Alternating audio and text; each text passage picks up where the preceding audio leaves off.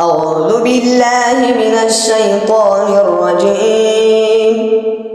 بسم الله الرحمن الرحيم.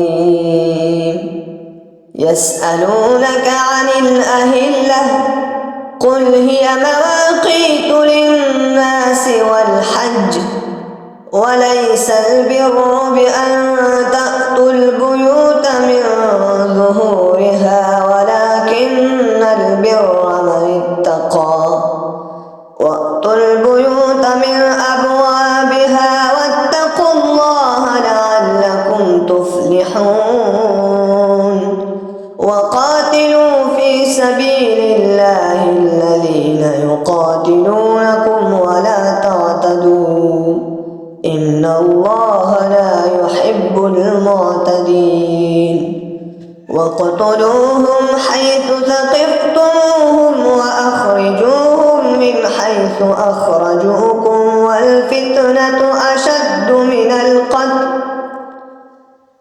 ولا تقاتلوهم عند المسجد الحرام حتى يقاتلوكم فيه فإن قاتلوكم فاقتلوهم كذلك جزاء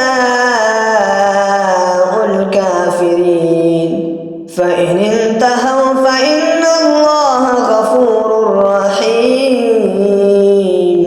وقاتلوهم حتى لا تكون فتنة ويكون الدين لله فإن انتهوا فلا عدوان إلا على الظالمين.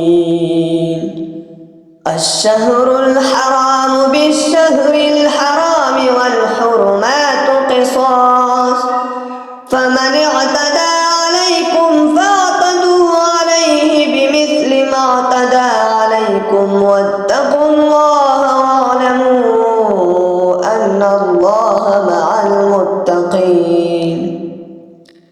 وأنفقوا في سبيل الله ولا تلقوا بأيديكم إلى التهلكة وأحسنوا إن الله يحب المحسنين.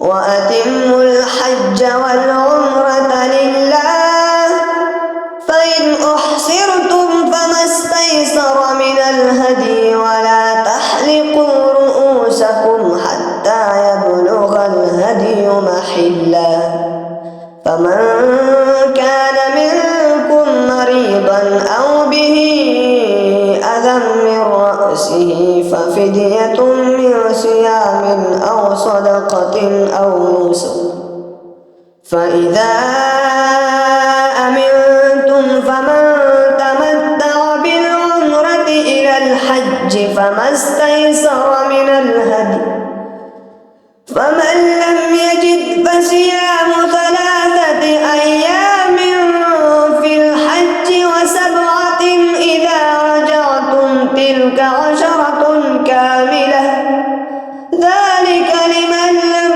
يكن أهله حاضر المسجد الحرام واتقوا الله واعلموا أن الله شديد العقاب. صدق الله